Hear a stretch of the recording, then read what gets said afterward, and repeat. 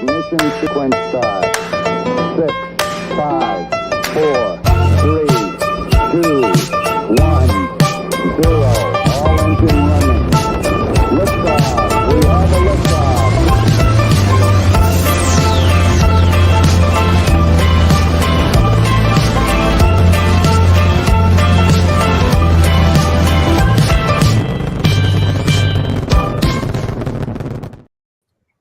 Hey everybody, Joe Dog here with the Armchair Rocket Science. Got Dan Hollifield sitting in with me, and we are SpaceX is live, so we're going to go ahead and go straight to them. Where liquid oxygen is supplied to the engines. So we've upgraded hardware inside the oxygen tank to improve filtration capabilities in our boosters, including the one that's out on the pad today. Vehicle breakup occurred more than 3.5 minutes into the flight, about 90 kilometers over the Gulf of Mexico, so well away from people. Now on Starship, the 6 second stage Raptor engines all started successfully at separation, and everything was going normally in the ship's climb to space until about 7 minutes into the flight, when we began a planned vent of excess liquid oxygen propellant. To simulate the mass of a payload and get future-focused data, the ship was loaded with extra propellant that we needed to get rid of or vent before re-entry. Once we started venting, though, a leak developed that caused fires, which eventually cut the connection between the flight computers on the ship, and that caused the 6 Raptor engines to shut down before we had finished the full burn. That was detected as a mission rule violation by the Autonomous Flight Safety System, which triggered the flight termination system and led to vehicle breakup. Starship's second flight test nearly completed its full duration burn. It ended at an altitude of about 150 kilometers and a velocity of 24,000 kilometers per hour, officially making it the first Starship to reach outer space. Like the booster, we've made upgrades to Starship's upper stage based on Flight 2 learning, such as improved leak reduction, fire protection, and changing the operations to increase reliability. Now, back at the launch site, the new water-cooled flame deflector and other pad upgrades performed as expected. Moved the countdown so the pad required clock, minimal post-launch rework. And that's a big reason why we are ready to fly again today. Used to the is right down systems are designed the, for rapid turnaround of the launch pad between flights, and the improvements we've made ahead of Flight 3 are getting us closer to that goal. The base of the rocket. And that brings us to today's test. The test profile and the burn timeline are very similar to test number 2, with one major difference. The ship will attempt to splash down in the Indian Ocean rather than the Pacific. This puts us on a steeper trajectory than past flights and lets us test capabilities that we'll need for the future, like lighting a Raptor in space while maximizing public safety. So let's take a closer look at the flight test profile. Now, about 26 minutes from now, Super Heavy will ignite its 33 Raptor engines and lift off from Starbase. About 3 minutes into the flight, Super Heavy's booster will separate from the ship in SpaceX's second ever attempt at a hot stage separation. That means it'll light its engines while still attached to a partially lit booster. The ship's engines will then remain lit for about 6 minutes during the ascent before entering a coast phase. Next, the booster will perform a flip maneuver and execute a boost back burn, which, if you recall, is where Flight 2 Super Heavy experienced a rapid unscheduled disassembly.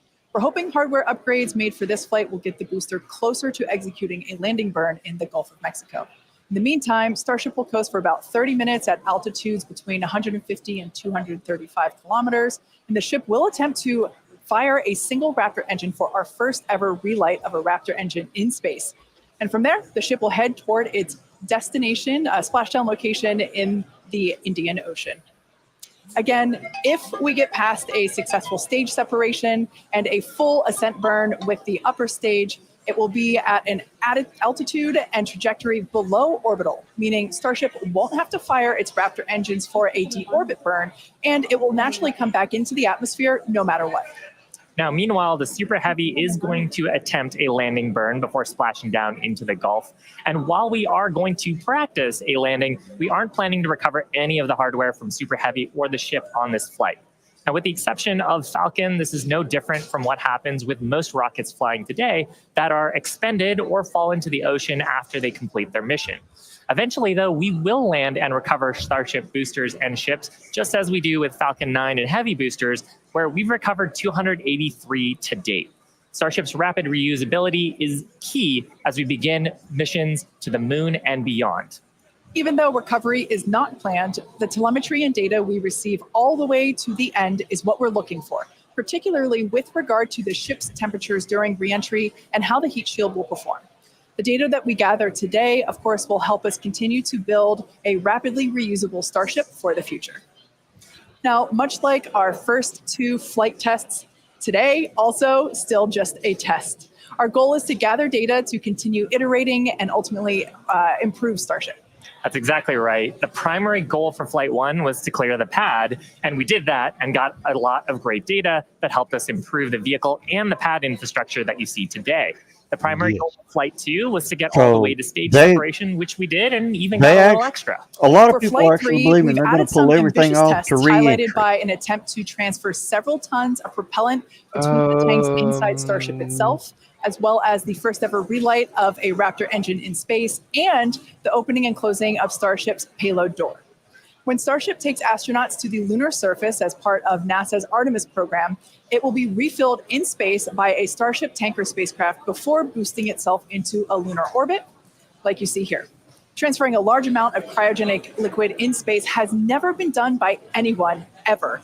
So we'll be looking to get data on some of the fundamental physics in play here, like managing pressures, temperatures, propellant settling, all as we prepare for eventual ship-to-ship transfers.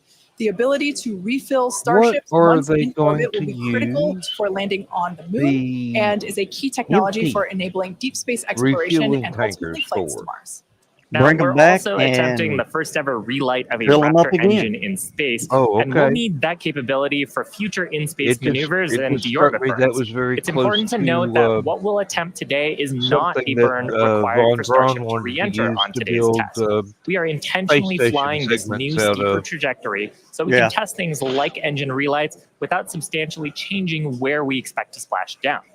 And if Starship manages to make it all the way to re-entry, we will collect valuable data on the vehicle as it flies through the Earth's atmosphere at hypersonic speeds, or more than 5 times the speed of sound. We expect it'll look something like this animation on your screen with the heat shield tiles facing down. We'll use the Earth's atmosphere to brake the vehicle and then get us into a controllable regime as we go towards splashdown.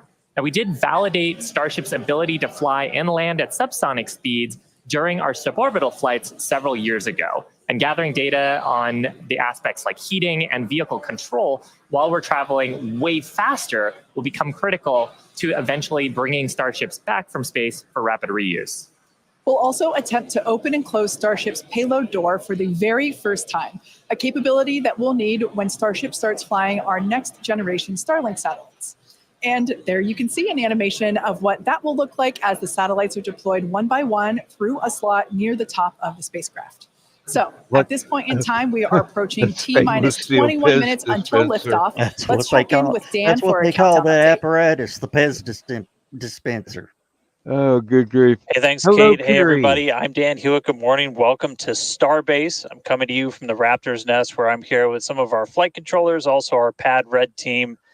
We're just behind the Mega Bay. Those are super heavy boosters right behind me, getting ready for the next 4 flights after this one. So we're looking to launch a lot this year. Countdown has been pretty clean so far. We're not tracking any issues that are gating us on the hardware side and the vehicle side from that on-time liftoff at 8:25 a.m. Central Time. That's our T0 right now. Starbase. We primarily shifted later as we were just working to clear the range. The other big watch item today is going to be the winds. The winds have started to pick up. We're still looking to be below our limits, but there could be a hold at T-minus 40 seconds just to make sure that the winds are acceptable before we go. We are actively loading propellant on board the vehicle. You can see by the frost lines starting to build up.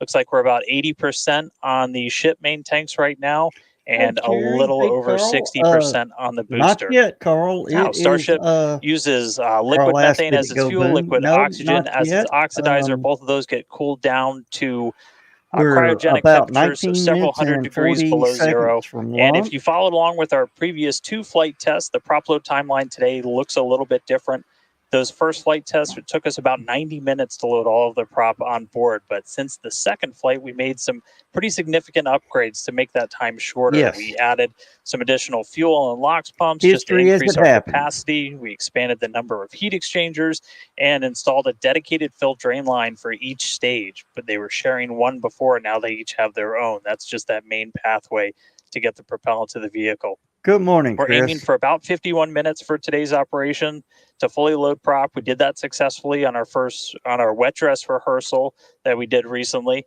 Eventually, though, we're trying to get that time down to about 40 minutes. Just for some context, that's about 5 minutes longer than we take on Falcon 9, but we're doing it with 10 times the amount of propellant. Now, the propellant load on ship started at about T-minus 53 minutes, booster right around T-minus 42 minutes. We are about to pause loading on the main tanks of ship, switch over to the header tanks, and then switch back to close out the main tanks. We're expecting all of the prop to be on ship at about T-minus 3 minutes, 30 seconds, and then booster prop load ends at T-minus 2 minutes and 50 seconds. Now, our final countdown and startup sequence is going to be the same as Flight 2. We already tested this on this booster when we did its static fire. Looking back for Flight 1, we lit those Raptor engines on the booster and lifted off about 6 seconds later. Flight 2, we reduced that time by almost 2 seconds. That just helps reduce the stress on the ground systems, improve the efficiency of the rocket. But right now, we're just about to pass 18 minutes away from launch. Winds, again, they're still looking a little bit marginal, so we'll keep an eye on those. We're not working any other technical issues, and the range is expected to be green. If we can't make our test today, we have backup launch opportunities in the coming days. Could be 24 to 48 hours. All just depends on how far we get into the count. So check back in with everybody in just a little bit. For now, though, I'm going to send it back to Kate and Shiva out at Hawthorne. Thanks, Dan. The countdown is continuing to progress, so let's take a closer look at the world's most powerful launch vehicle ever developed. Starship is comprised of two elements, the ship, which has 6 Raptor engines, and the Super Heavy booster, which has 33 Raptor engines. Starship is capable of about twice the thrust of the Saturn V rocket, and with future engine upgrades, it will actually be 3 times more powerful. Now, with those future improvements, that'll allow Starship to carry somewhere between 150 and 250 metric tons to orbit, depending on the configuration. For reference, Falcon 9's heaviest payload to date is just over 17 metric tons. So with Starship, we're talking about an order of magnitude greater in terms of payload capability to orbit. And that matters because the amount of mass we're able to launch per rocket is critical to creating a self-sustaining city on Mars. In terms of size, the Super Heavy booster alone stands about 71 meters or 233 feet tall and is about the same height as a fully integrated Falcon 9. The ship stands about 50 meters or 160 feet tall. Stacked together, the booster and the ship are by far taller than the Statue of Liberty, which stands at 305 feet tall with its base. Stacked together, Starship is 396 feet, so quite a bit taller there. Now, Starship's first stage has a diameter that's about 2.5 times that of Falcon 9, and we've got those 33 much larger Raptor engines, this great view of the launch mount looking up at those engines, and we need them to power through the Earth's atmosphere and gravity to deliver those massive cargo and payloads up to space.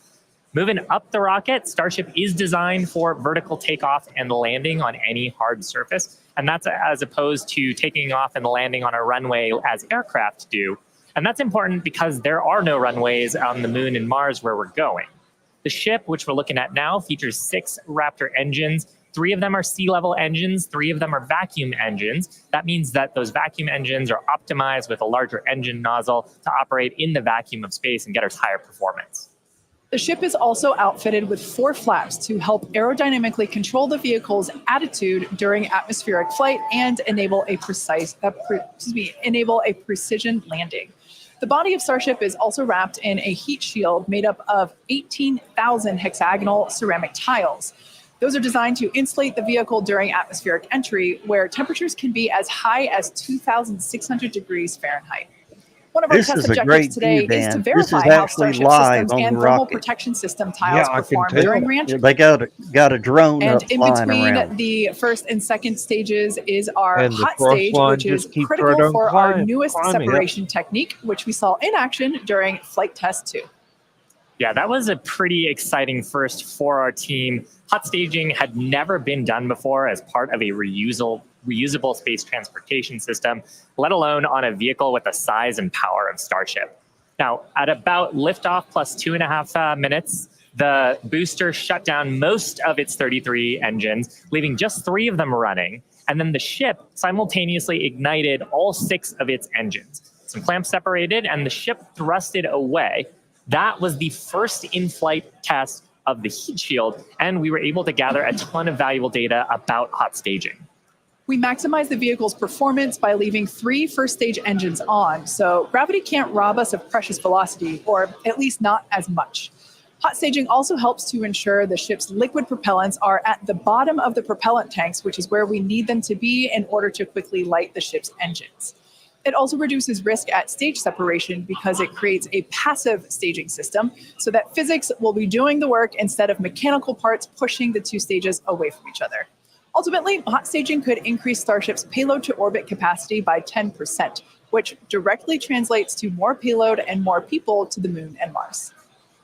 Now, the first stop will be the moon, and the SpaceX team has been hard at work proving out all of the systems necessary to make that possible. Exactly critical systems for propulsion, life support, and even the elevator that you see here, which will take crew and cargo from the Starship hatches down to the lunar surface, are currently in development. And the data that we gather from each test flight helps inform their design. Here we've got a photo of some of the mock-up suits that are used to demonstrate the range of mobility that astronauts will be expected to have. And we were using these to do human factors demonstrations and figure out the layout of the elevator. So all awesome development work for a future moon mission. Super cool. Now, SpaceX will perform 1 uncrewed demonstration flight before NASA's Artemis 3 mission, which will be the first human surface expedition since 1972. After those first expeditions, we'll be ready to fly more people along with everything it takes to build a moon base. There's so much to look forward to. It's incredible that humans are finally going back to the moon.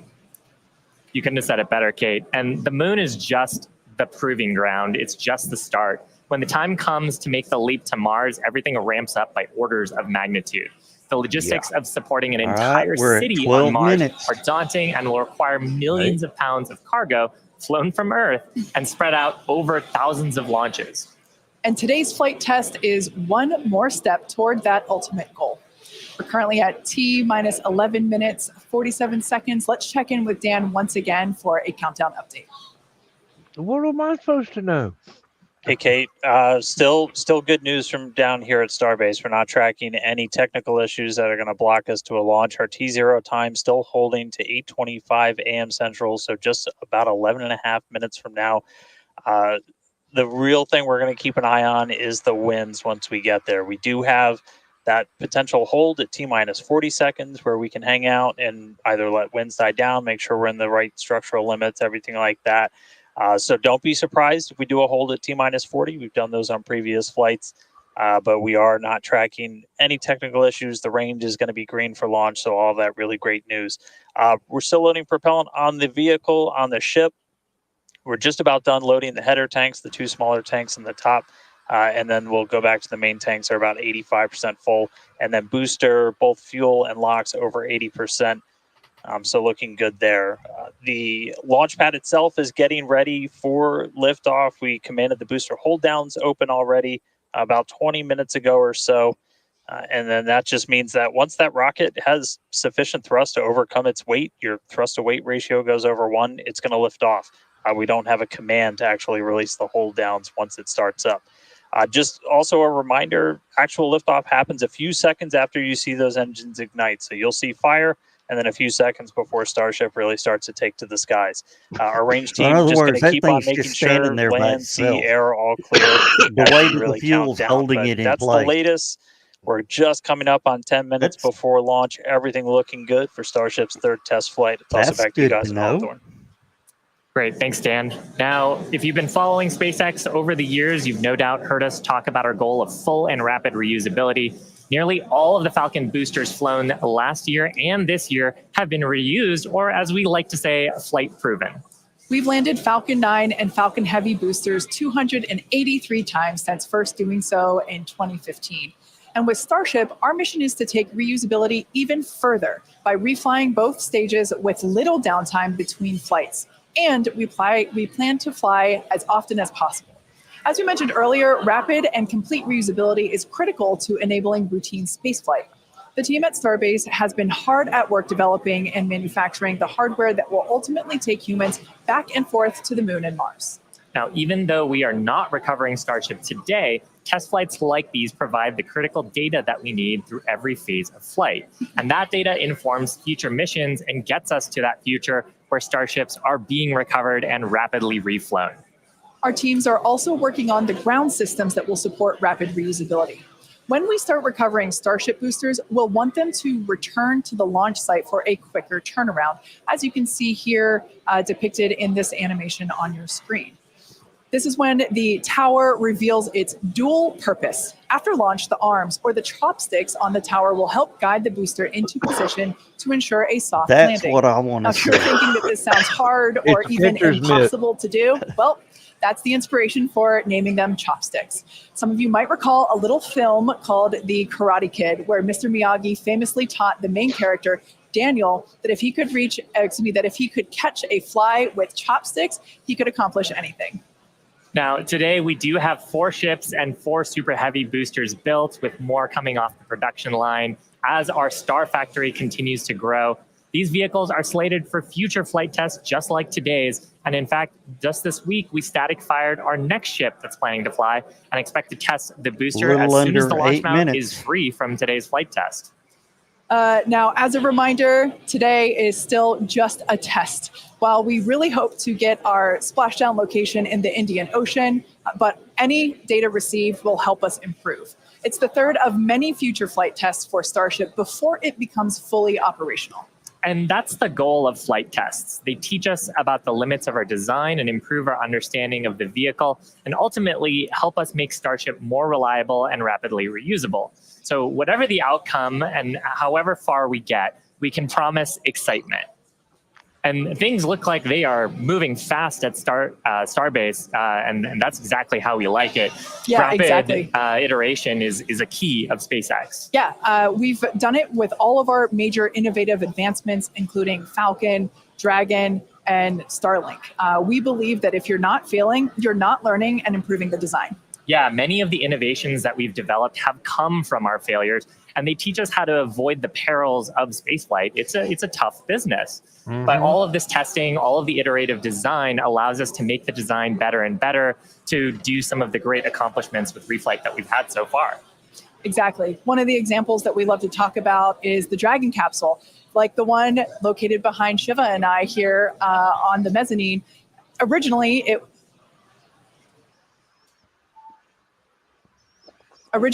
was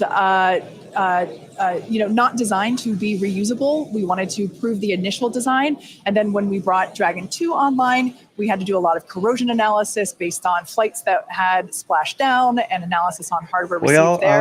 And now our Dragons are reusable and also rapidly at a much rapid pace than they used to be. Yeah. So panel great member, I got his from channel our original Dragon to our new crew and cargo vehicles have directly improved the operations, and they've helped us change our understanding of what's possible when it comes to rocket and spacecraft reusability. He is now we're just under T-minus 6 minutes, so I think it's another good time to check in with Dan for the rest of terminal count. How are we looking, Dan? Thanks, Shiva. We're looking good. 5 minutes, 35 seconds, and we're counting down. We are just about at closing the prop load sequences on booster and ship. Just a reminder, ship, we're going to close out at around 3 minutes and 30 seconds, booster at about 2 minutes and 50 seconds. Once all of that prop is loaded on board, we'll have about 10 million pounds of propellant on both stages of Starship. Now, after that happens, we'll go through a couple of different procedures with the ground. We'll do what's called pushbacks, clearing out the lines between our prop farm and the vehicles themselves before we get to launch.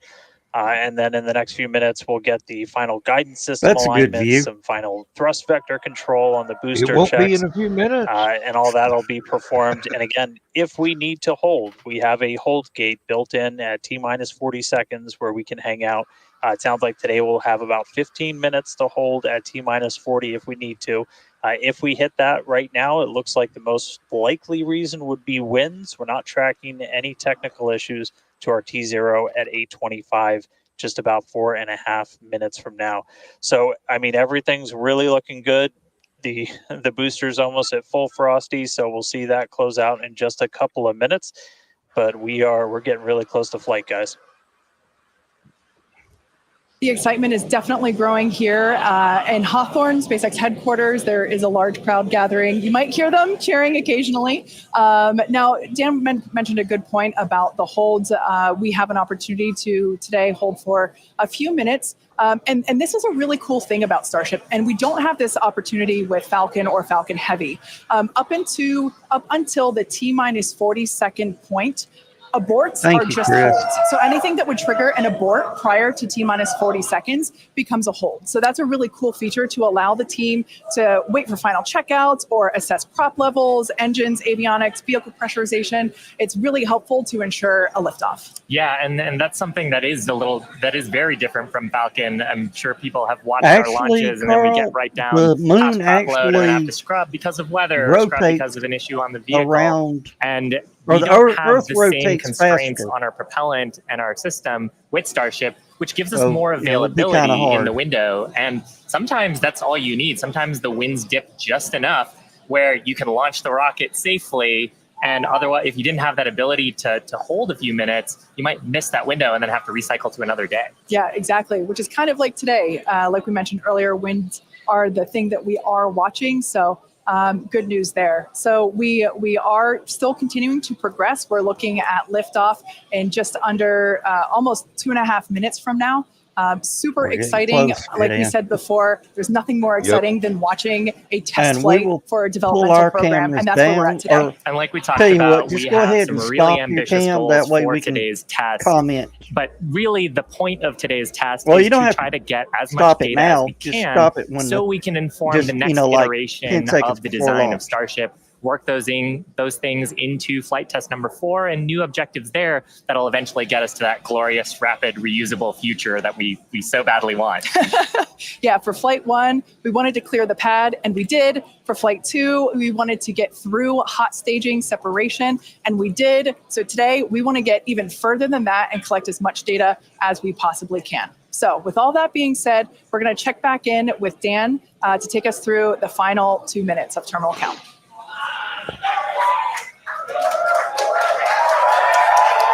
All right. We are under 2 minutes away.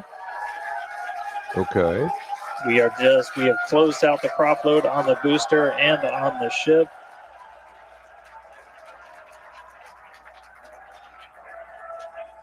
And we're starting to hear some good news that it looks like winds are not going to hold us up. So there's a good chance we blow right through that 40-second hold. We're going for So it. we're about 1 minute and 20 seconds away. Hey, Just walking you through one last time. We're going to see the engines ignite about 4 I don't seconds want to see it blow up. before we hit our T0. Well, They're when going to it ignite lands, at 3 it's going to different blow banks. up. You'll They're get not going 13 to of the attempt inners, 15 of the outers, and then the last 5 ignite just 2 minutes before T0. And then after transition that, from the belly quick flop. disconnect It's just will retract. flat into the ocean. The engines will start to throttle up, and then we'll see attempt the liftoff about landing, a second and a I half don't know if after they'll show T0. that. So we're under a minute away. Don't be shocked if Payload's we going to be hold somewhere in the 40 Indian seconds Ocean before, anyway. but it sounds like the winds are cooperating today. We'll be able to move right past that, not tracking any other technical issues that could hold us. We're go for launch. QD Van Gate. 30 seconds. Through the QD vent gate past the 40-second hold. Go for launch. Launch director just said go for launch. Flight director Ty Huntington telling the team we are go for launch. So 20 seconds to go. All right, let's go pull our Let's cameras listen in. down and let people get a full view. Already. T-minus 10, 9, 8, 7, 6, 5, 4, 3, 2, 1. All right. Come on, baby. Wow. Oh, the tear's going in the arm right now.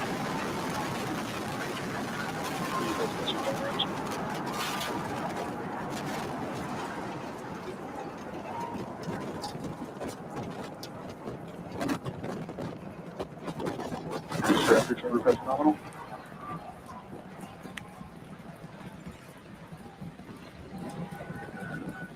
We got all 33 engines burning.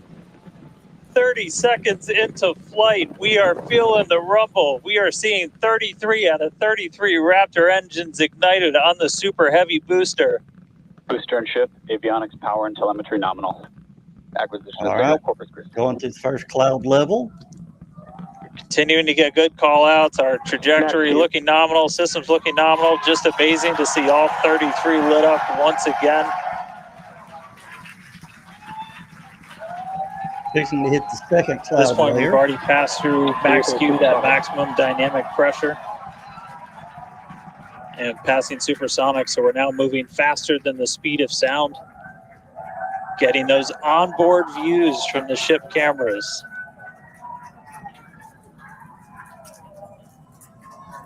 Now the next major milestone is going to be a hot staging maneuver. Again, we're going to be doing that in just about 90 seconds. To do that, we're going to shut down all but the 3 center Raptor engines on Super Heavy. That'll be our MECO, our most engines cut off. And then the clamps holding the 2 stages together are going to release. Starship second stage will ignite its engines, the RVACs first, the sea levels right after that. The sea level engines will be splayed or just kind of pointed out at about a 15-degree angle. So if you look close and we get good tracking, you might be able to see those center right after. And so those 6 engines will push Starship off of the booster. All right, we're coming up on hot stage separation.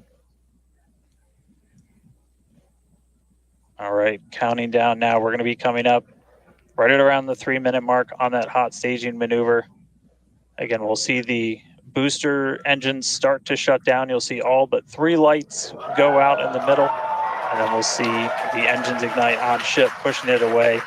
And that will start carrying the ship into space. Booster will start to do its flip and then move into the boost back burn, setting it up for eventual splashdown in the Gulf of Mexico. Stage separation. Well, it's separated. Boost back startup.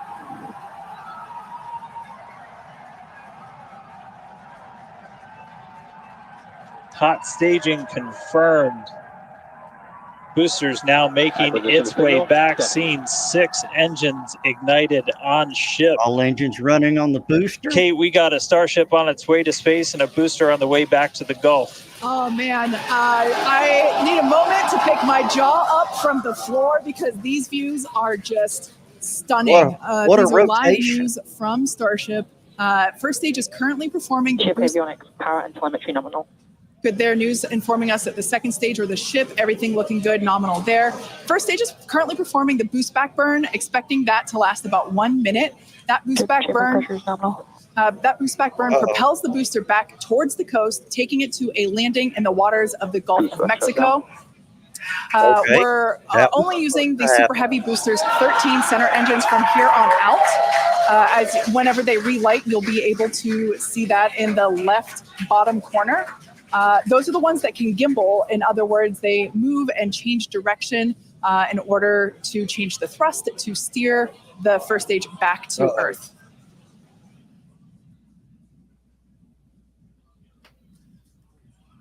Wow, these are just incredible views coming to us. Everything is looking good for both the first stage on the left-hand side of your screen or the Super Heavy booster, as well as on the right-hand side of your screen, that is Starship, or we also refer to that as the ship. Now, the boost back burn was the first of 2 burns required to return it to Earth. The next one will be the landing burn, where all 13 center engines will initially ignite and then transition into a 3-engine burn to help slow it down. Now, just as a reminder of the stage 1 test objectives, I'm gonna come back. we're looking for controlled ascent, which we have so far. Stage separation, which gorgeous. We cruised right through it, as well as on a nominal trajectory. It's just the beautiful. news there telling us that the path that Starship is on is good. Now, Starship's second stage is still firing its engines, and as you heard, following planned flight path, The ship objectives, we're looking for hot staging. Again, cruised right through that. We're looking to demonstrate controlled ascent as well as orbital insertion. Now, the bottom right-hand corner of your screen shows the ship engine graphics, so be sure to keep an eye on those. Yep, Kate, like this is just a phenomenal test so far. Super Heavy is performing beautifully today. It's on its return leg of the journey. I'm actually ship continuing to burn its 6 engines, those larger circles, the Raptor vacuum engines, the inner circles, the Raptor sea level engines. We're about 30 seconds away, just under 30 seconds away. Okay. From the start of the boost back burn. Excuse me, the landing burn on the booster. You can see the grid fins rotating. Those hypersonic grid fins are guiding us through the atmosphere back towards our splashdown site. Again, we're going for a splashdown, a soft splashdown. So for landing burn, we're going to expect to see the 13 center engines light, rapidly bring down the booster's velocity, and then just the 3 in the center splashdown. Light those engines, baby.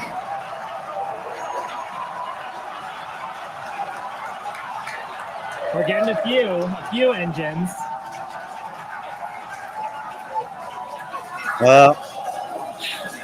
And acquisition of signal. Let's see if we can get some other video of that. Now, this is a test objective today. It is still something that we're attempting to learn. And to make it that far, to demonstrate the controlled re-entry up to that point is pretty darn good. Ship continuing to look nominal with its ascent burn. This burn lasting about 6 minutes total. Probably too much slosh on that engine, the way the grid. And we're expecting that this burn will end just after T+8 minutes, about a minute from now.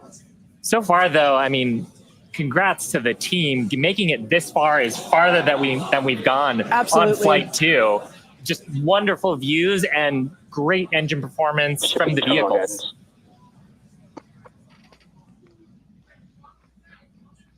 So far, we've hit controlled ascent. We're in the middle of that right now. We demonstrated the hot staging. Kate, as you said, cruised through that. We demonstrated controlled entry of the booster. Just stopped a little short of the engine relay, but hey, that's something we can learn for the next one. Yeah. Now that view that we just had moments ago was a live shot of Star Command. There you see it again. This is our mission control center at Starbase, where vehicle operators are standing by. Now the next milestone coming up is in less than a minute. At that point, ship will, or I'm sorry, actually it already has. Starship engine cut off. There we go.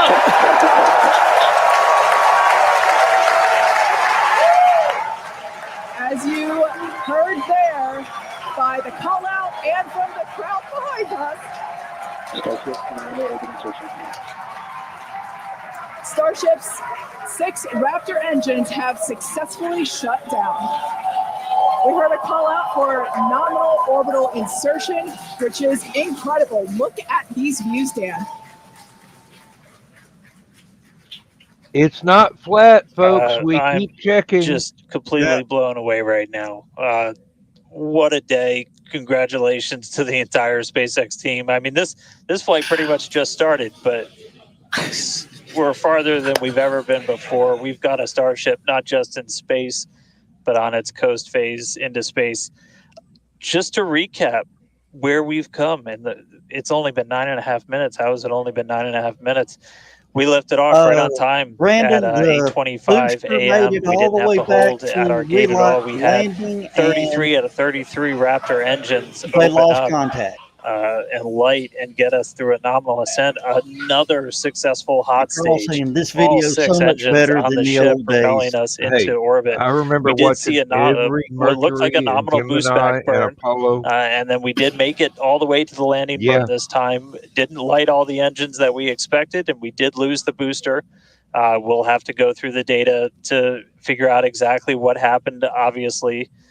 So be on the lookout for information about that. But wow, a ship in space. We've got a bunch of, as we said, ambitious objectives ahead of us orbital over the next couple of minutes and pretty much over the next hour, where we're going to really, we've got the ship in space. We're now going to take advantage of this and try and learn as much as possible about some of the other systems, including that first ever Raptor relight in space. So it's just going to be incredible. So all of that still to come. The mission just started, but wow.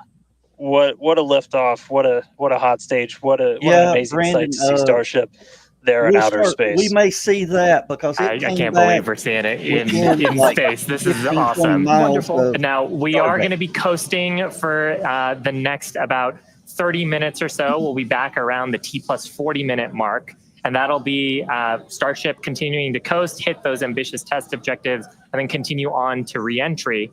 We're not totally sure what video that we'll get, since that normally comes to us as we overfly ground stations, and we don't have a ton of those along our trajectory. But as we have video, we'll be sure to bring that to you.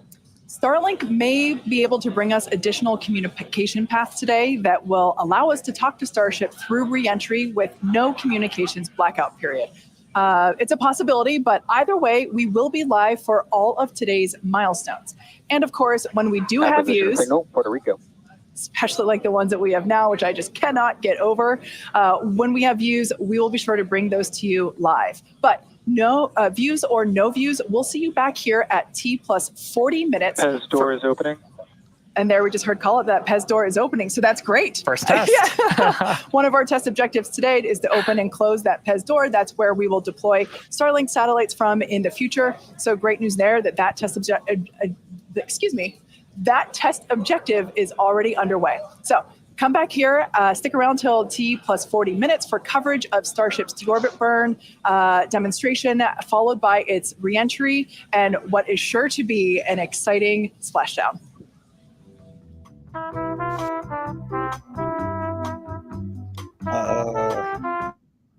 Mute them just because. Yeah. That was incredible, Dan. I mean, I got goosebumps watching that. I know. Like I was saying, even after having grown up with this stuff and watching everything from the 60s onward, being able to see this now is just incredible. It's absolutely incredible. We've come so far, and we've still got further we can go. I mean, it's not like we're going to take a break. Yeah, Carl says this is like some weather balloon videos. Take that, flat earthers. Yeah. Like I said when they were still on screen, it's not flat. We keep checking. It ain't flat yet. Believe whatever you want to believe, but facts exist whether you want to believe in them or not. Now, what's cool is look at how these flight controllers are dressed. Like truck drivers. Now, think back to the early days of NASA. What would they all be wearing? Dress shirts and ties. Yep. Suits and ties. Yeah, well. Oh, look, Dan, inside. Oh, wow. I mean, to have the external cameras still working, but to have got so much experience, they can have an internal camera still working. Yeah. Hey, my hat's off to these folks. Oh, they've actually got cameras inside fuel tanks. Okay. We're not seeing that video. No, we're not.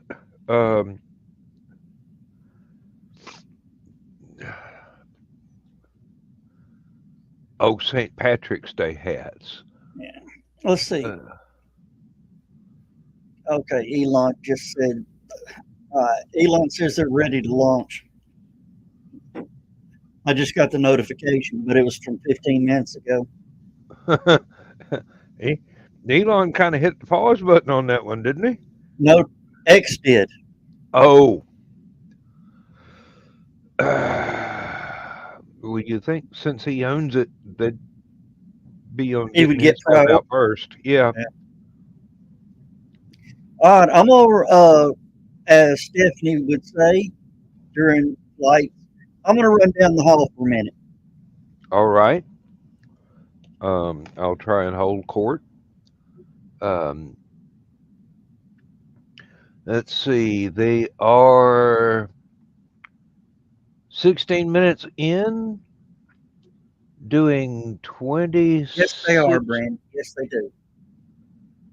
Oh, check it out. Oh, that's from inside the fuel tank, Dan. Oh, really? So that's what the vapor is. Okay. Unplugged. Sorry about that. I couldn't hear. Hold on. What'd you say? I said, so that's what the vapor is. Okay. Yeah. Almost 17 minutes in. 26,200 something kilometers per hour. Altitude, 212 kilometers. No, that's not tanks. That's actually inside the cargo bay. Oh, the cargo bay. Okay, yeah, that makes more sense. Rotating, the fence door's still open. That makes more sense. All right, I'll be right back. Okay.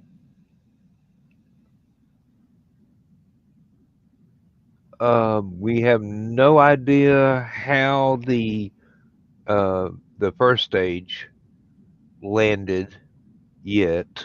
They haven't reported on that. But the main ship is on course and not unexpectedly disassembled. So it's looking good. One of these days we'll get to see both sections of it land successfully.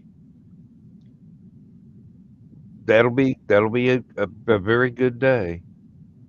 Let's see. Okay, now it is in between stations, waiting on acquisition of signal.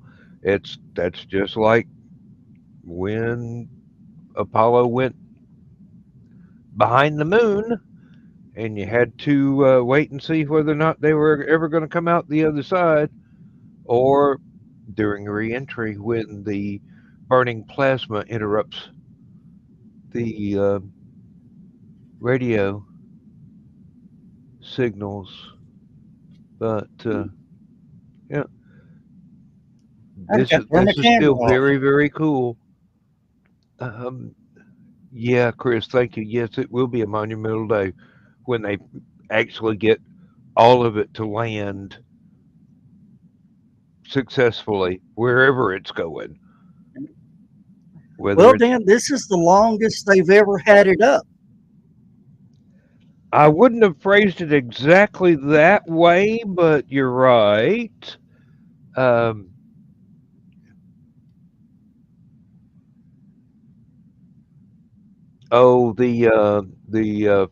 first stage, Carl wondered whether the camera failed or they lost the booster. Yeah, well, they had pretty much written it off before launch. Yeah. This is not one of the ones that they were banking on recovering. So that's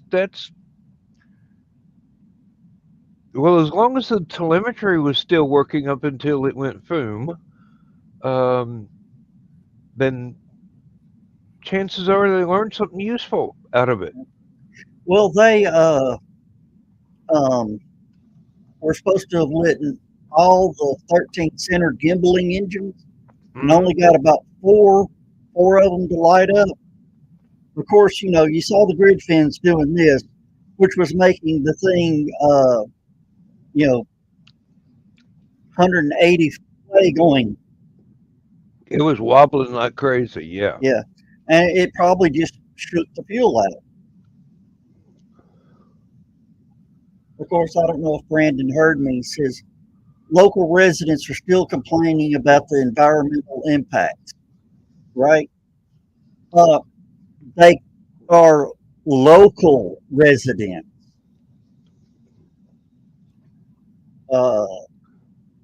It's people that don't even live in the area. Mm-hmm.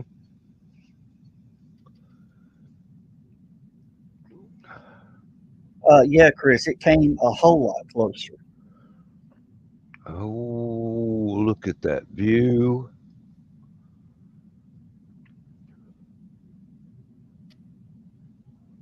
I wish Robert Heinlein were still alive today. He'd love this.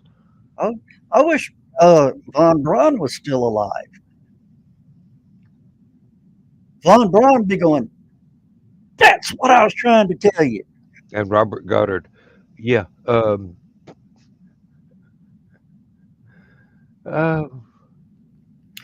It looks like they're doing a barrel roll.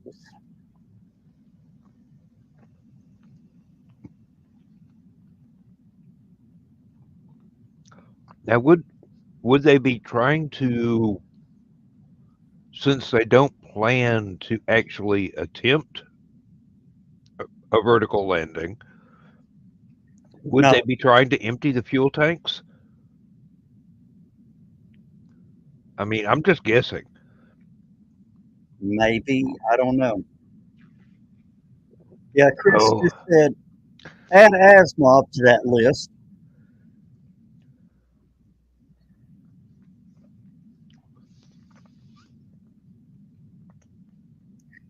Dan, I'm going to give you about 10 seconds of what I'm listening to.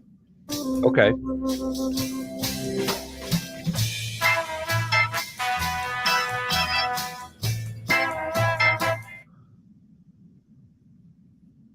It's not as good as mine. No, Carl Sagan also. Yeah. It's not as good as mine, I'll tell you. Um,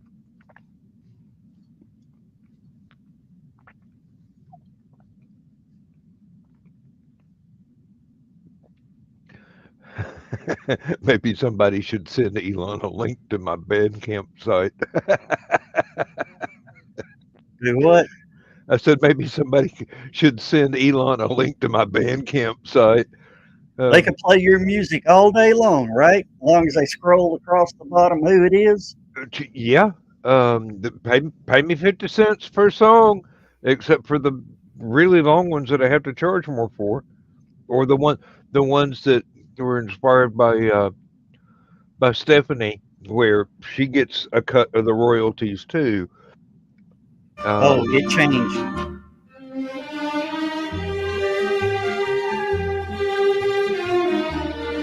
That's Disney music. They're going to get a copyright strike. Elon's tweet gets held back. That's hilarious. It was the notification of the tweet, Carl.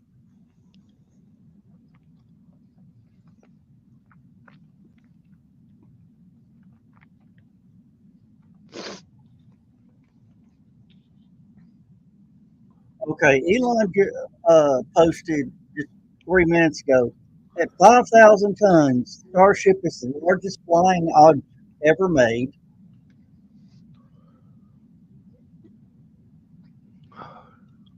Got a video of hot staging.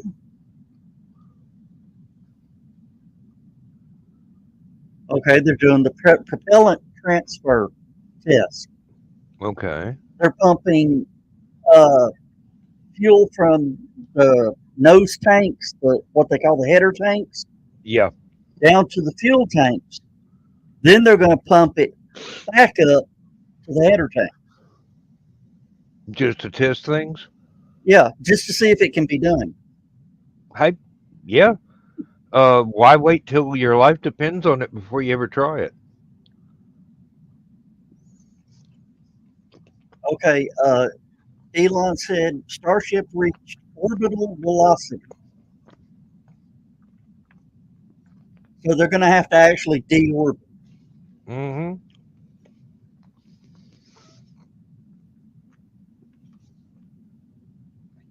They wouldn't have to slow it down, but they want to slow it down.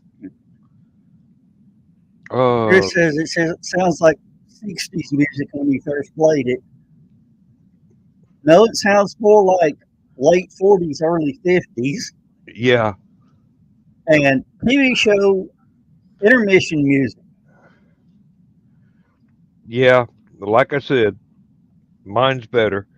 But hey, I'm gonna play it again. Listen, I see Fred Astaire and Ginger Starship Rogers Flight 2 is in the propellant transfer complete state. So they completed propellant transfer. But could you see Gene Kelly and Fred Astaire dancing to this? yeah.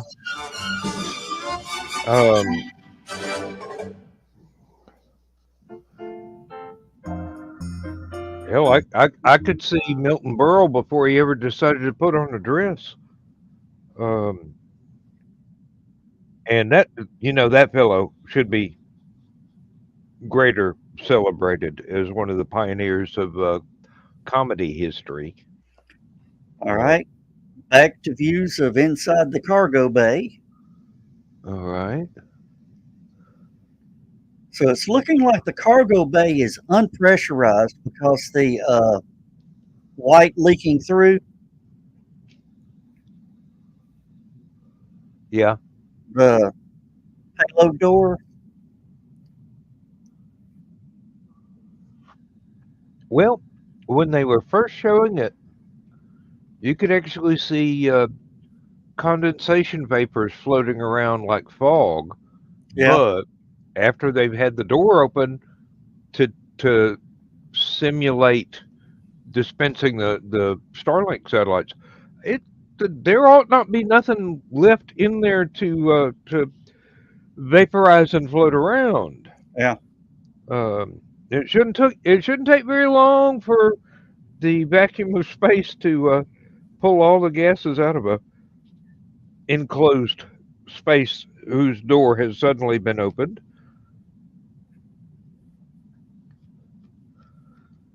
Otherwise, Kubrick's got some answering to do.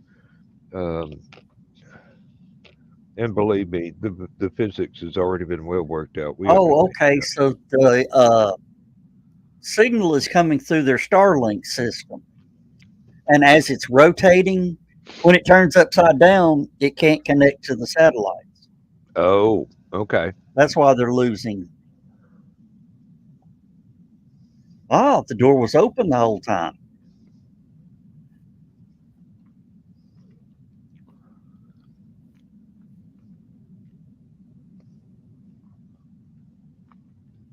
Oh, That's all right. So that means when you see the glow starting to spread, that's the Earthrise coming through the doorway, isn't it? all right, it's back.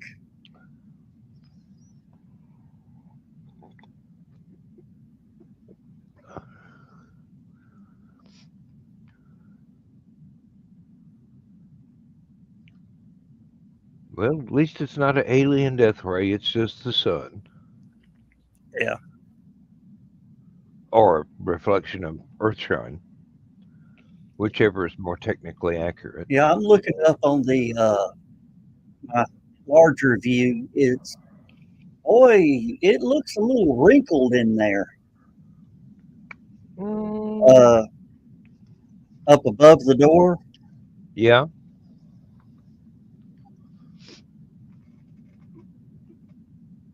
Well, it was pressurized and then it wasn't.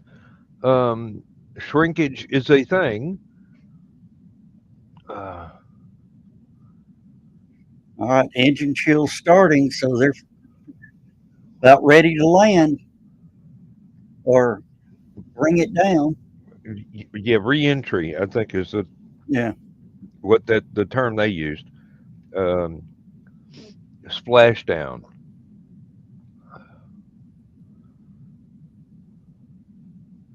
Oh, that does not look good. Yeah, that didn't.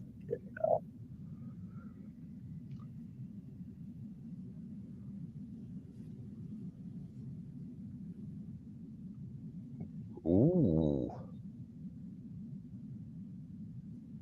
If they can't get that in there, that's going to make That's going to make a flame out rather than a splashdown.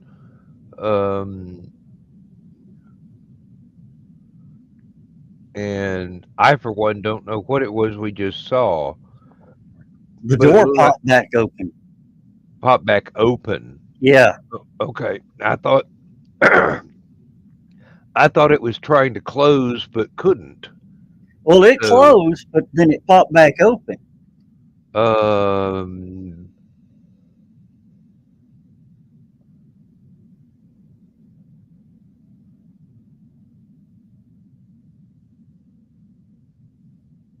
We're seeing bits and pieces fly off. Well, that's ice. Yeah. I had not thought of that, but you're exactly right.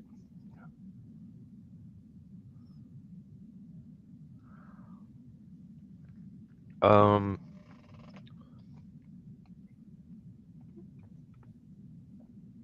Chris, I think it's most likely it will um, greatly affect the reentry. We've seen what damage can be done from even a teeny tiny, Oh, teeny tiny bit missing from the outside of something. Um, so, well, Chris is asking, think they could put some antennas on the bottom of the ship for next time? Well, the antennas um, would have to be heat resistant because of the tile.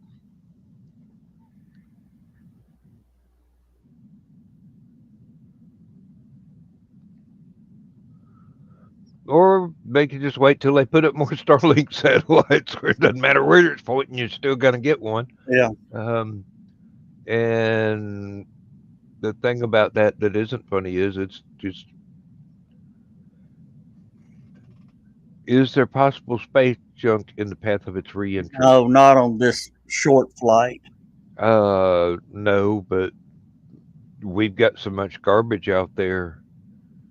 Uh, Bits and pieces of dead satellites and lost gloves and blankets and nuts and bolts.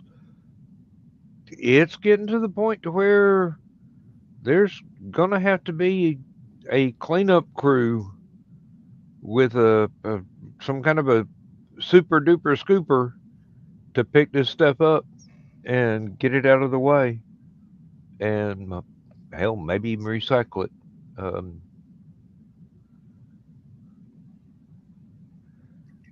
Yeah. Of course, that's one thing SpaceX does. Instead of having the explosive bolts that separate everything, they have hydraulic clamps. Well,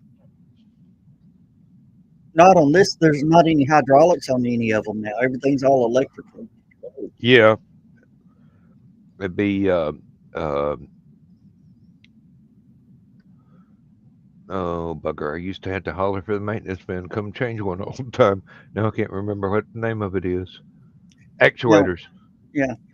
Dan, now remind me when they come back or start up the engine burn to unmute it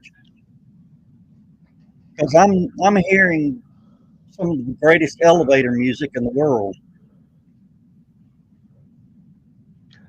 You know, that's a non sequitur that I never thought I would hear anybody make. Um,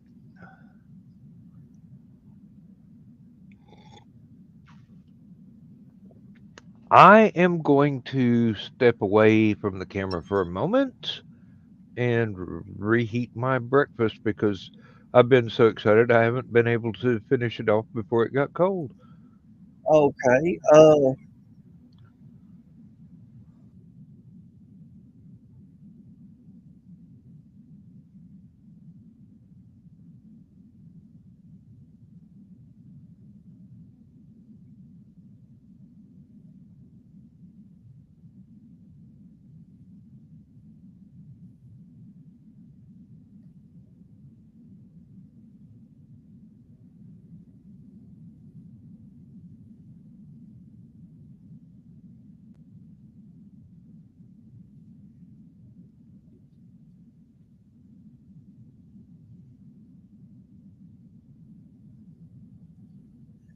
Yeah, Chris, that is exactly what it's sounding like.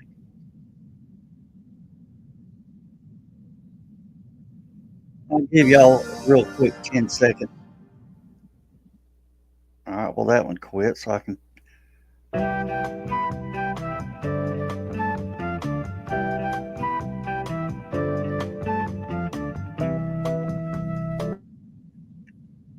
I can see Deadpool standing in an elevator with a bunch of people just arms crossed at his waist, looking up at the floor number, waiting for.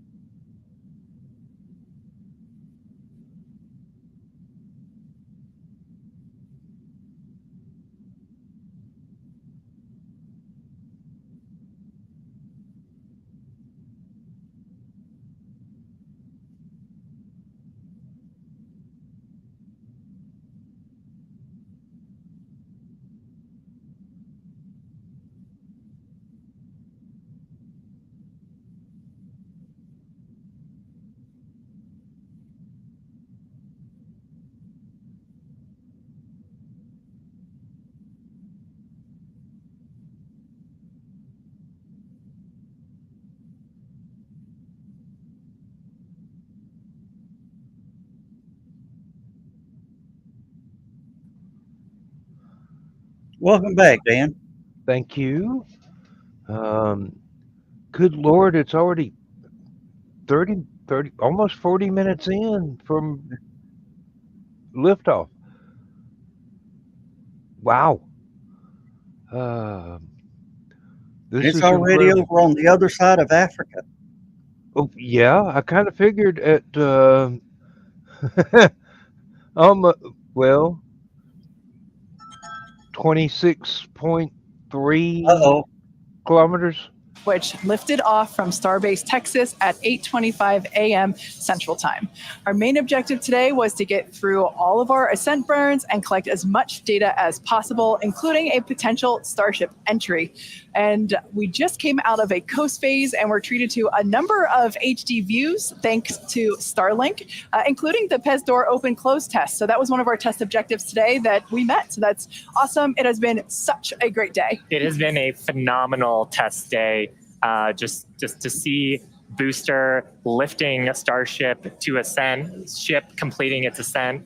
Just a wonderful day. Kind of to recap the objectives a little bit. Booster completed its ascent, ignited its 33 Raptor engines. We demonstrated a successful hot staging for the second time. Booster completed the boost back burn, didn't quite accomplish the landing burn, and then had a hard splashdown in the Gulf.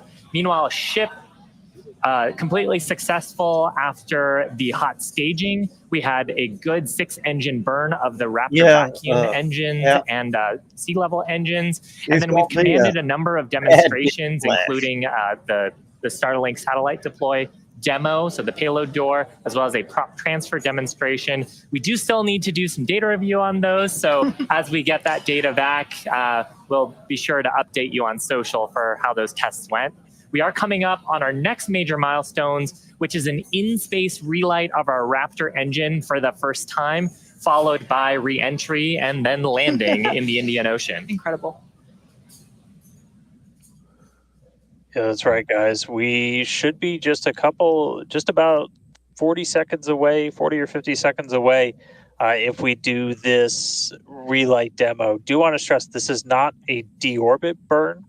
In fact, it's actually going to function a little bit opposite of a deorbit burn. We're going to be raising our perigee with this burn for the lowest point of our orbit. This is just to demonstrate that we can relight a Raptor engine on ship while it's gone through a coast, while it's in outer space, while it's in microgravity, all of the different complexities that come with lighting this engine again after it's already done an ascent burn, but you're now coasting through space.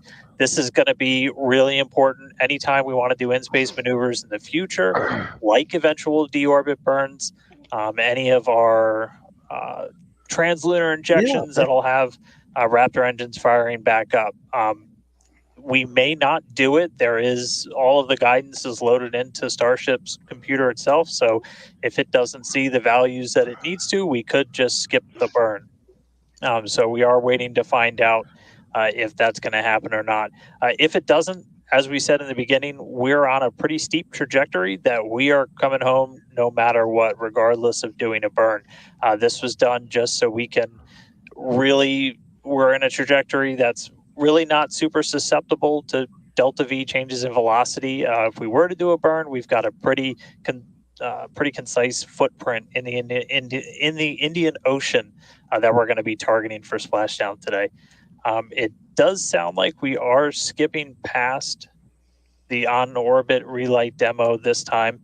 Again, we'll confirm all of this through our post-flight data review, but it did sound like we did pass through that burn. So now that's going to start setting us up for re-entry. Yeah, that's exactly right. So coming up next around T plus 49 minutes is Starship re-entry. Now, this is typically a portion of flight where we don't have communications with spacecraft because they're re-entering the Earth's atmosphere at or around orbital velocity, about 8 kilometers per second or roughly 5 miles per second. Super fast. Now, at those speeds, the spacecraft's interaction with the atmosphere results in friction and creates a plasma field around the vehicle. That blanket of plasma distorts communication frequencies, so we're basically left with a brief communications blackout. Now, we might get some telemetry back through a connection to the tracking and data relay satellite system, also known as TDRS. But if the plasma doesn't entirely block it, that connection will be at a very slow data rate and definitely too slow for any video. But that's why Starship and Starlink are a great partnership. Starship is so big that it will leave a wake or a hole in the plasma field as it flies through an atmosphere. You can think of a wake kind of like when you see a boat going through the ocean. It sort of leaves a trail behind it. There's some of those great views from Starlink giving us views of Starship's onboard videos. And so we're hoping that the Starlink on board will let us, just like we're seeing these videos now, see through that plasma field by maintaining a continuous communication lock with the satellites on orbit through the wake that Starship leaves behind. Now, this is only the second time that we're testing Starlink during re-entry. So even though we do have these great visuals now, don't be surprised if we manage to get some signal hiccups through. We're still learning about what that wake will actually look like in practice and whether we're able to get that live continuous high-speed data during re-entry. Yeah, that's right. And one of the really primary reasons we want to use Starlink is to just gather as much data as possible. It's been said the data is the payload on one of these flights. Where we're putting this flight hardware in a real flight environment, trying to learn about it as much as possible. Re-entry is going to be a really critical phase of flight. We really want to know how the ship's going to perform, especially that heat shield as we're going through the hypersonic re-entry. So if something were to go wrong during this re-entry, we want as many paths as possible to collect that information, that data, just to, again, just continually feed back to start the Starship program to make each flight more reliable, more successful. Acquisition signal, Mauritius. And besides all that, it's free advertising. Oh. Now, Starship manages to make it all the way through re-entry. We'll collect valuable data on Starship flying through the Earth's atmosphere at hypersonic speeds, meaning more than 5, or at this point, will be more than 5 times the speed of sound. Oh, that I didn't realize. I didn't remember that could do that. HD views by the looks of it, thanks to Starlink. You can see that the flaps there on the ship might be actuating. That don't look like ice coming off of it. No, it doesn't. Some incredible visions of planet Earth behind Starship. Now, we've already validated Starship's ability to fly and land at subsonic speeds. You might recall those suborbital flights from a few years ago, and we can see those flaps there. getting data on aspects like heating and control while traveling way faster than we did before is going to be critical to eventually bringing starships back from space for rapid reuse. So I mentioned those flaps. That's one of the things that enables Starship to help control itself and survive the heat of reentry, which, like we said before, we're expecting that reentry to occur around T plus 49 minutes. So we're getting pretty close here. And what you're seeing here, it looks like the vehicle is sort of moving back and forth. Part of what you're also seeing is one of the cameras, this onboard view that we have, is on the end of a flap. Starship has front flaps and rear flaps in the vehicle. So we've got 4 of those. And we can see the heating on those flaps as we're starting to re-enter the Earth's atmosphere. This is where the Earth's atmosphere is doing the work to slow us down. Like we said, what a view. This is where it gets a little bit Starship is so nerve-wracking that we're hoping that the plasma field doesn't entirely blanket the entire vehicle. Right now, it is not. The Starlinks are still brought to you by Starlink. Yeah, the Starlinks are still communicating and still capturing the data and the video that we see here. I mean, this is just absolutely incredible. Amazing, We've never terrifying, seen anything like this before. This is the biggest flying object ever in space. Absolutely, Kate. And it's important to note, with the ascent burn that we did was to get us to orbital velocities, even though we were on a nearly orbital trajectory. So the heating and the loads that Starship is going through right now are what it would keep getting. Wow. You see the vortices in that heat. Have views through it. Yeah. This is incredible. Yeah. Again, this is the furthest and fastest that Starship has ever flown. And you can definitely tell by the crowd here in Hawthorne. The heat shield tiles doing their work. We talked about it earlier. Up to 2,600 degrees Fahrenheit that those heat shield tiles are dissipating as we are re-entering. Yeah, now this was one of the critical, or rather the key mission objectives that we were hoping to hit today. We have never, like I said before, this is the fastest and furthest that Starship has ever flown. So this is the first time that we're getting to collect this re-entry data and understand how these 18,000 hexagonal heat shield tiles are working. Yeah, this is a living science lab right here on the screen. Once again, the atmosphere is doing us a big favor here by the atmosphere is actually doing us a huge favor here by acting as a braking system for Starship as it re-enters the atmosphere. And that's part of the reason why the flaps are so important. We're using the body of Starship and the drag from the atmosphere to slow us down from orbital speed. But you want the vehicle to remain stable. You want those heat shield tiles pointed down so they can absorb the heat of the Earth's atmosphere. And so that's the purpose that they are serving during the hypersonic phase and then again during the subsonic phase. Absolutely. So like we said, these views are being provided by a couple Starlink terminals that are positioned on Starship itself. As that plasma builds, we're hoping that we can bring these views back to you, but you can see the telemetry there on the right-hand side of your screen. If you watch closely, you can see the speed decelerating. Again, that's the friction of the atmosphere resulting in this plasma field, or excuse me, the blanket that is potentially blocking the Starlink terminals right now. So we'll bring those views back to you if we get them. But right now, for those of you that have recently joined, Starship is currently re-entering Earth's atmosphere. This is super exciting because it's the furthest and fastest that Starship has ever flown. It's just absolutely incredible. Major test milestone, something we wanted to accomplish on Flight 2, getting to it today. Seems to have stabilized there, which looks weird. Now, we actually have some heat shields here. So these are what's doing all the work on Starship right now. There are 18,000 hexagonal heat shields like these. So this one that I have is flat, like this is what would be positioned on the flaps of Starship, whereas Shiva has something a little different. Yeah, the one I have would be on the curved surfaces of Starship. I'll just put it in frame here. So we've got these attached at various points around the vehicle. Like you said, Kate, 18,000 of these tiles around, and they're doing the work to make sure that the structure of the vehicle doesn't carry all that thermal load. so we can recover the vehicles eventually and get to rapid reuse on them. They're really lightweight. They sound a little different than I would have expected them to, but they are ceramic.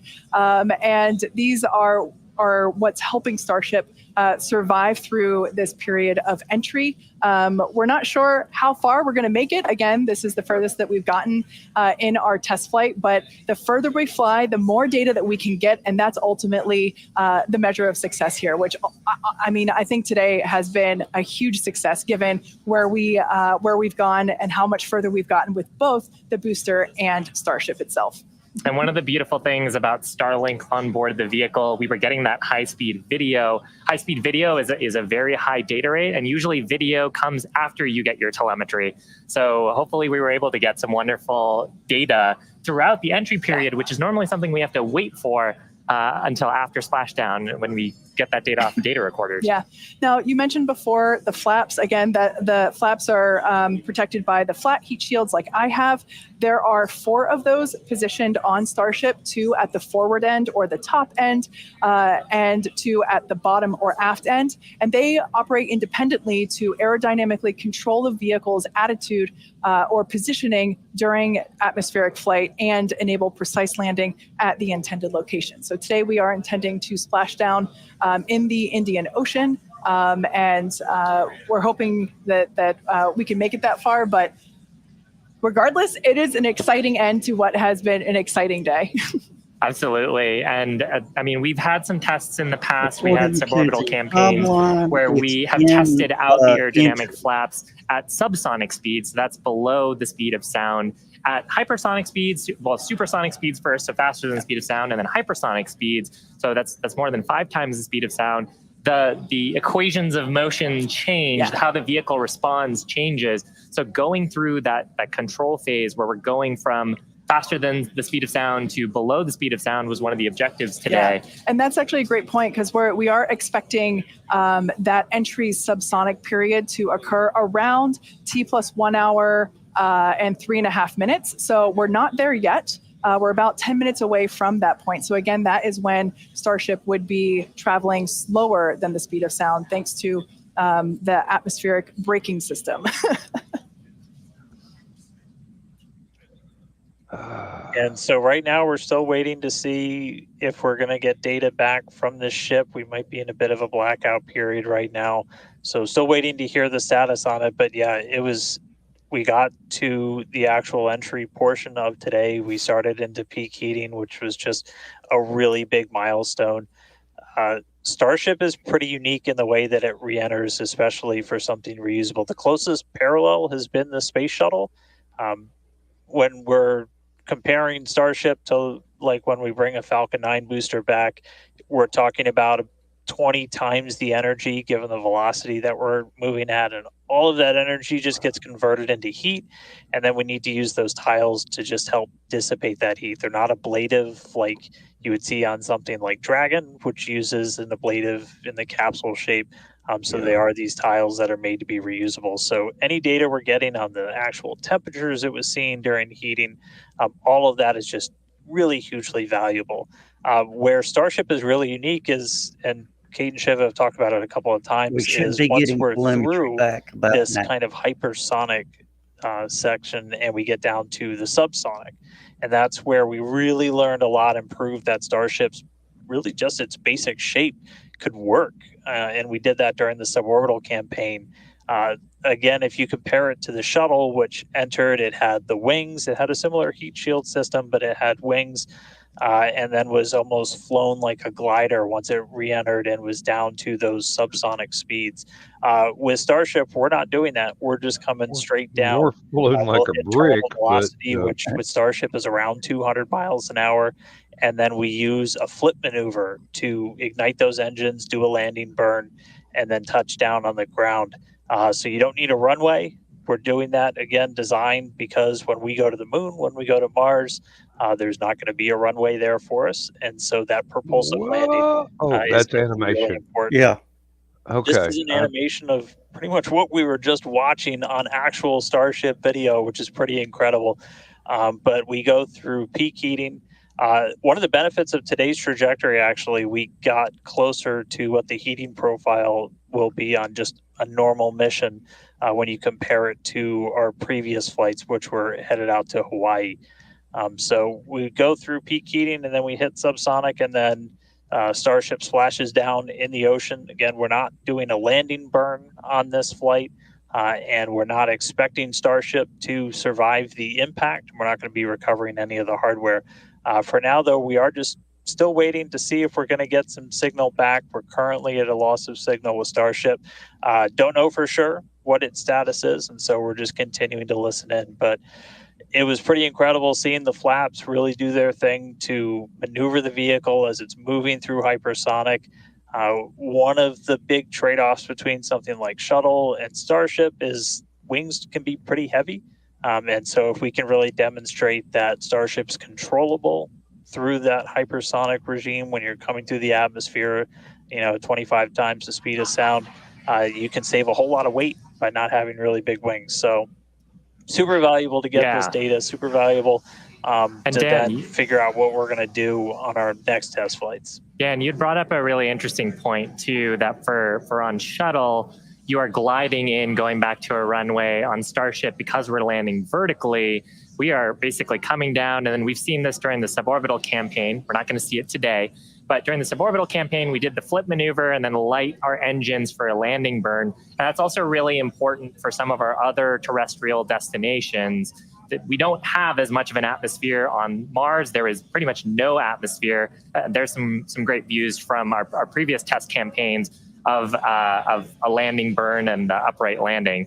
But on the moon, there is no atmosphere. On Mars, the atmosphere is extremely thin. So you actually need some other sophisticated techniques that other landers have used to land there. And so this vertical landing technique is really important to landing on destinations like those, which is ultimately where we're trying to go. Yeah, absolutely. So we hope to demonstrate that landing in future missions. That wasn't one of our objectives for today.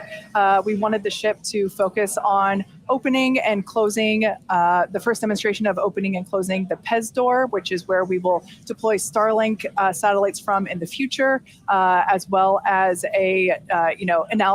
gathering data on how the heat shield tiles performed during the entry period. And so far, all of that has gone really well. So overall, it's been pretty great, and it's great to see how those initial tests that we performed a couple of years ago for those high altitude tests allow us to see what those will look like in the future. But this piece that we're doing today of, okay, if we are coming back from orbital velocity and we're going through that entry period, that is the missing piece, right? We already figured out how to land once the ship gets to a certain velocity or altitude. And it's really this piece that we were trying to figure out today. How do we get Starship to survive orbital velocity atmospheric entry? And we hope to find out soon. Yeah, I mean, we talked about rapid iteration and how we do design. Part of our philosophy is testing early and often, and trying to test in a way that is as flight-like as possible. But there's only so much you can do in a chamber where you're trying to simulate the atmosphere in a laboratory. So there's nothing quite like when the heat shield tile hits the atmosphere in flight to gather that wonderful data and prove out some of the analyses, and probably teach us a bunch of things that we didn't quite get right. For sure. And obviously, for those of you that have been watching along with us, those were incredible views to see of that entry period where we saw the heat generating because of friction as the belly of Starship was making contact with the Earth's atmosphere, and that resulted in some plasma. So as Dan said before, we believe that we're in a bit of a blackout period at the moment. We are expecting the vehicle, if it's still alive, we would be expecting the vehicle to be approaching subsonic or slower than the speed of sound speeds in 3.5 minutes from now. So if it's still up there in one piece, it still has a way to go. We're not there just yet.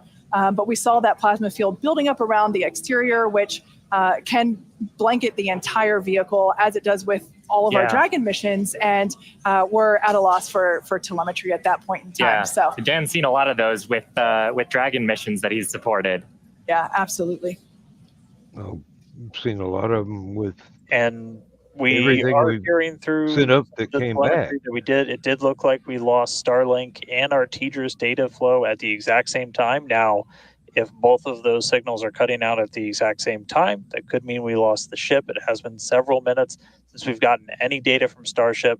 We are waiting just a couple more minutes just to see if we can get any additional confirmation, but that is one data point that we're tracking, and that could indicate that we had a loss or a breakup of the ship during that reentry. So might not make it all the way to splashdown today, but we were able to get through the early phases of reentry, hit some of that peak heating, which was just really incredible to see a Starship coming back from space after getting all those views from space for the very first time. So we'll just keep on listening in on the loops here, see if we hear anything over the next couple of minutes. And that might bring a close to a pretty successful day so far. So again, we did lose the TDRS. That's the tracking and data relay satellite. That's the satellite system that pretty much every spacecraft operating in orbit right now will use to get data. We were able to get some signal through that. And then we were also getting data back through Starlink. Live view here of mission control down at Starbase. So these are all the folks who are experts on the various different systems, taking a look at the live data that we did have. Probably in mission mode still, Yeah, but absolutely. It would be so tough to stay focused with what an exciting day we've had today. Yeah, to quote Monty Python, I'm not dead yet. We don't know, as Dan said. Don't know. We did lose connection with TDRS, which is the tracking and data relay satellite system, and Starlink at the same time. So it is a realistic possibility that we lost Starship, which honestly was always on the table. We didn't know how far it was going to get. The further we could fly and the more data we could collect was always the biggest win. And so regardless of, if we did lose the vehicle and we are not able to make it all the way to our intended splashdown, note that we weren't intending to recover this vehicle, either vehicle, the Super Heavy booster nor the Starship. We weren't intending to recover either of them. They were both going to basically hit at terminal velocity and break up upon contact with the surface of the ocean. So we're standing by to hear whether or not we are going to be able to get telemetry readings back, but we are possibly anticipating news that we lost Starship due to basically a double blackout from TDRS and Starship data at the same time. But it's worth mentioning, this is the first time that we have come back at these speeds Absolutely. in any of the test flights that we've done so far with Starship. So we are trying to prove out that the heat shield works as intended, that the controllability of the hypersonic speeds works as intended. So if we were able to get back any data on that, that means the next version, what happens on flight 4, 5, 6, is going to be better. We must be able to get some, because we saw incredibly gorgeous high definition views of that entry period whenever it was initially starting. That was amazing. So we must have gotten some data. Today has been otherwise a phanomenal day. Incredible. Amazing. Liftoff on time, full Terrifying ignition and of all of the gorgeous boosters, at the same time. engines, successful hot staging, and then ship took it from there. Yeah, absolutely. We were able to see the ship actually make it further, as well as the booster. We were hoping that the booster would perform a soft water landing, but we lost it during just before it was able to ignite the landing burn. But the ship continued on. We saw all six Raptor engines on the ship ignite and then shut down for second engine cutoff. And we saw some amazing views as well. And it's just been certainly a day that I will be taking many screenshots and using them as my computer desktop background for, until the next Starship launch. When we get even better views, I'm sure. Exactly. And we also hit a number of our other ambitious test objectives.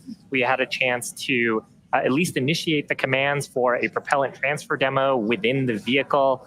This is something that Starship's going to have to do in the future, and these sort of transfers haven't been done at this scale before. So that's a first as well. We also were able to demonstrate that the payload door and we got to see that. And so those commands were sent. Again, data review to come and make sure that everything performed as expected. But that's going to be critical to deploying payloads in the future once Starship becomes operational. So a number of test objectives hit, much more accomplished than Flight 2, and making steady progress towards a fully, rapidly reusable, reliable Starship. Absolutely.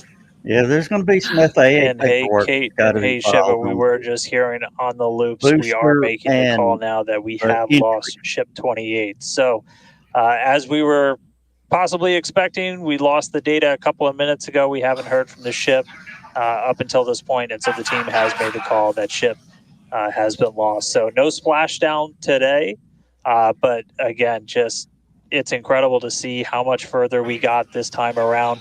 We had a couple of those ambitious objectives that you guys were just walking through that we're able to take advantage of while Starship was in outer space flying over our planet for the very first time. So that was just really incredible. Obviously, there's a lot to go through. Everyone always wants to know right off the bat what happened. Takes us a little bit of time, but I can assure you as soon as we start finding things out, we're going to let everybody know. And I know everybody's going to be excited for the next one. I mean, as I pointed out in the beginning, there's 4 super heavy boosters either fully stacked or getting stacked right behind me. We've got other ships ready to go as well. So it's going to be a really busy time down here at Starbase as we look to really fly Starship as much as possible, get this vehicle ready to go for all the important things it's got to go do. And with that, we got to say a huge congratulations to our teammates and everyone who's supported the Starship program. There's been flames and reds along the way, but third time's the charm, and we made it to space. We also a big thanks to all of our future customers for your support. And we want to give a big thanks to the people of Cameron County, Texas, for their support, as well as the Coast Guard and the Federal Aviation Administration. Be sure to follow the SpaceX account on X for more updates from today's test flight and future Starship tests. But before we go, we want to wish SpaceX a very happy birthday. The company was founded on this day in 2002 when it basically consisted of this small team, a carpet and a mariachi band. I don't know about you, but we're feeling 22. Also, it's Pi Day. Oh, good grief. Yes, it is. Yeah. Pi Day is constant and never ending. So shouldn't every day be Pi Day from now on? I mean, that's a really good point. And I think after a test like today's, we all deserve some pie. Thanks for watching, and we'll see you next time.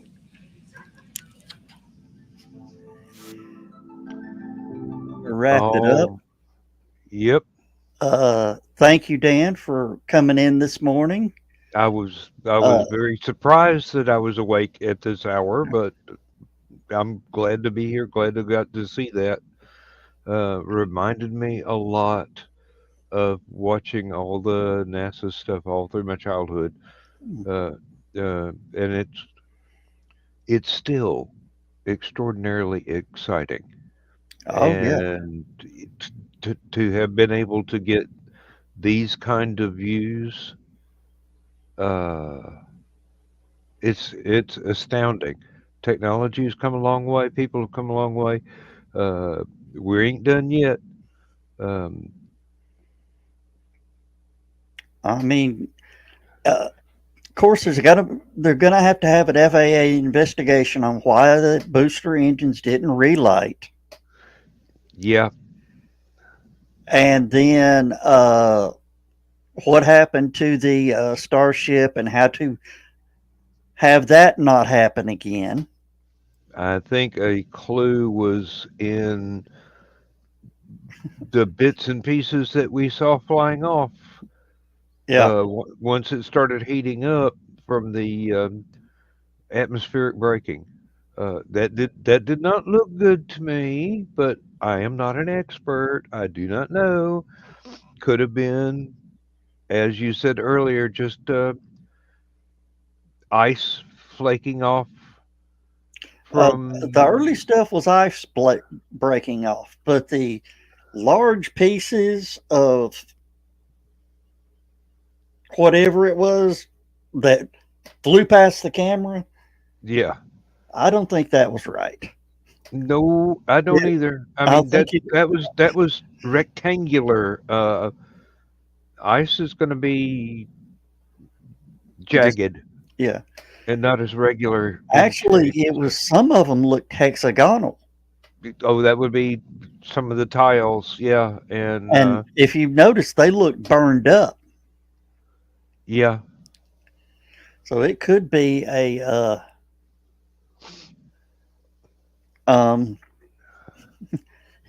the heat tiles don't do as good as they thought they were going to do in certain areas. Well, that's still good information to have. I mean, once you find out what went wrong, you can start doing research on how to prevent it from going wrong again. Well, you remember you saw the payload door pop back open.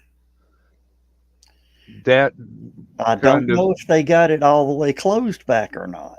Yeah, that did worry me right there. I mean, that payload door is structural. Not anymore. I mean, it's supposed to be. Yeah. But, well, if it wasn't there, it literally that's going to let heat in. Yeah. Well, no, the pressure on the nose and the pressure on the back, and that weak in the middle. Yeah. It may have folded it back on himself. And I have crushed many a beer can in my time, so I know exactly what you're talking about. Now, you put enough pressure on something and it's not rigid, it's going to fold up. Yep. And our Stupid O'Clock panel member has just signed off, so I think that may be what we need to do. And Chris said earlier, you're going to need a nap before tonight. Yeah. Yeah. That we plan on doing that, and I hope to be close to Nap City in about 20 minutes. I have got a lot of stuff I need to get done today, but excitement is burning the adrenaline off really quickly. Yeah. All right, so I'm gonna let you go, Dan, before you completely run out of energy. Thanks everybody. I think I've got a closing. Yeah, I got a closing for us. Good night. Well, good night. Yeah. You can tell we do late night shows. Y'all. Good morning, and we shall see you later. Yeah. Be sure to tune in to Stupid O'Clock tonight, and we will see you there.